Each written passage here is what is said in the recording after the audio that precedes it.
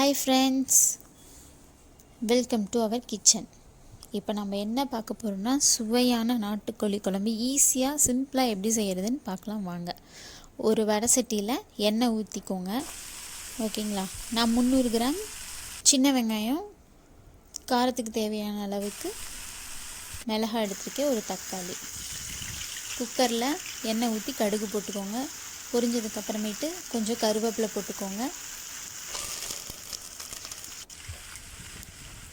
நல்லா பொரிஞ்சதுக்கப்புறமேட்டு நான் 1 kg அளவுக்கு சிக்கன் எடுத்திருக்கேன். ஓகேங்களா, நான் இந்த 1 kg அளவுக்கு தான் அந்த வெங்காயம் அந்த மசாலா அரைக்கிறதுக்கான ஐட்டம் சொல்லியிருக்கேன். ஓகேங்களா, நீங்களும் அதுக்கு தகுந்த மாதிரி குவான்டிட்டி சேஞ்ச் பண்ணிக்கோங்க. நல்லா கிளறி விட்டுக்கோங்க. ஃபஸ்ட்டு தேவையான அளவு கொஞ்சம் மஞ்சத்தூள் போட்டுக்கோங்க.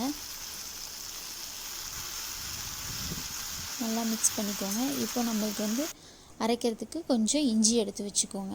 இது தனியாக தான் அரைக்கும் போது போட்டால் போதும். வணக்கி வச்சுருக்கிறத எடுத்து போட்டு நல்லா அரைச்சி வச்சுக்கோங்க. பெரிய ஸ்பூனில் 2 ஸ்பூன் கறி மசாலா போட்டுக்கோங்க. ஓகேங்களா, வேறு எதுவும் இதுக்கு தேவையில்லை. சிக்கன் நல்லா வெந்ததுக்கப்புறமேட்டு தண்ணி நல்லா சுண்டுனதுக்கப்புறமேட்டு கிரேவி எடுத்து ஊற்றுங்க. அப்போ தான் அந்த சிக்கனில் நல்லா டேஸ்ட் இதாகும். ஓகேங்களா, தண்ணி இருக்கும்போது போட்டிங்கன்னா ரொம்ப குழம்பும் தண்ணி மாதிரி ஆகிடும், டேஸ்ட் அந்தளவுக்கு இருக்காது. ஓகேங்களா, நல்லா வணங்கிடுச்சு. இன்னும் கொஞ்சம் தண்ணி சுண்டுற அளவுக்கு பார்த்துக்கோங்க. நல்லா அடிக்கடி கலவி விட்டுட்டே இருங்க. இப்போ நம்ம இதை அரைச்சி எடுத்து வச்சாச்சு. இப்போ அந்த குழம்புல ஆட் பண்ணிக்கோங்க. நல்லா மிக்ஸ் பண்ணி விட்டுக்கோங்க. சூப்பராக இருக்குல்ல. கொஞ்சம் தண்ணி ஆட் பண்ணிக்கோங்க.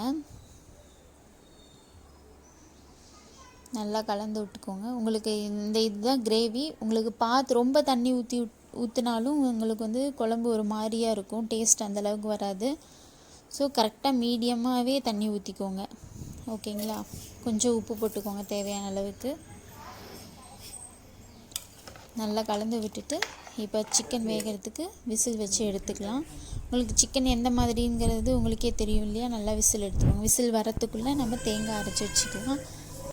நான் அரை மூடி ஃபுல்லாக தேங்காய் இது பண்ணியிருக்கோம். ஓகேங்களா, விசில் வந்துச்சு. ஓப்பன் பண்ணி பார்த்தா சூப்பராக இருக்குல்ல. கண்டிப்பாக நீங்களும் ட்ரை பண்ணி பாருங்கள், சூப்பராக இருக்கும். நெக்ஸ்ட்டு நம்ம அரைச்சி வச்ச தேங்காய் இதை ஆட் பண்ணிக்கலாம்.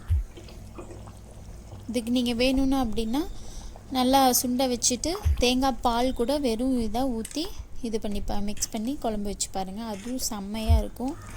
உங்களுக்கு குழம்பு நிறையா வேணுங்கிறதுனால உங்களுக்கு வேணும்னா இப்படி பண்ணிக்கோங்க, இல்லைன்னா வெறும் பால் மட்டும் ஊற்றி எடுத்து வச்சுக்கோங்க. இப்போ ஆல்மோஸ்ட் குழம்பு ரெடி ஆகிடுச்சு. கொத்தமல்லி ஆட் பண்ணி குழம்ப எடுத்து வச்சுக்கோங்க. ஓகேங்களா, பாருங்கள் சூப்பராக இருக்குல்ல. நீங்களும் ட்ரை பண்ணி பாருங்கள். பூரியிலேருந்து தோசையிலேருந்து சாப்பாடுலேருந்து எல்லாத்துக்குமே சூப்பராக இருக்கும். கண்டிப்பாக ட்ரை பண்ணி பாருங்கள். லைக் பண்ணுங்கள், கமெண்ட் பண்ணுங்கள், சப்ஸ்கிரைப் பண்ணுங்கள். தேங்க்ஸ் ஃபார் வாட்சிங்.